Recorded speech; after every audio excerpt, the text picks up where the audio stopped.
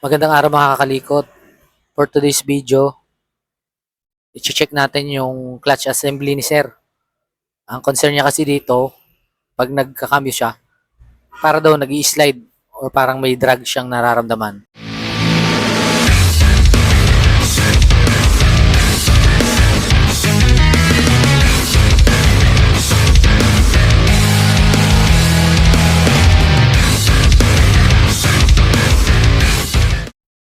So yan mga kakalikot, binaklas ko muna yung right crankcase ng motor ni Sir.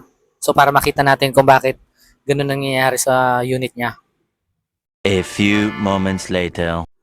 So ayan, napaghiwa-hiwalay na natin yung mga parts. So ito yung lining niya. Ayan, sunog yung lining ng motor ni Sir. Kung mapapansin nyo, yan may itim na. So ito naman yung clutch pressure plate niya. So nang dahil nga dun sa sunog yung lining, nadamay yung clutch pressure plate ng unit.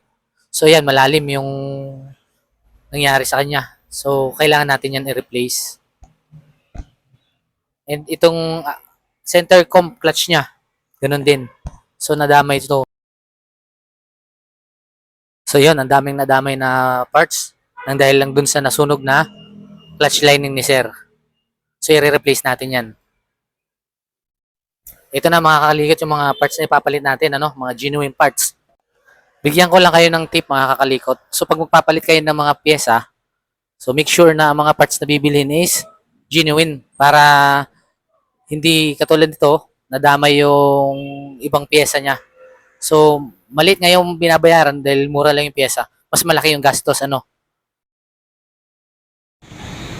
So yan mga kakalikot, try na natin yung unit. Start natin.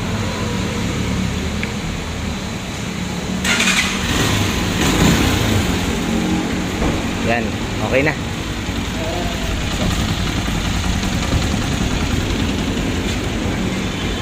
Ayan, hanggang dito na lang mga kakalikot. Alright.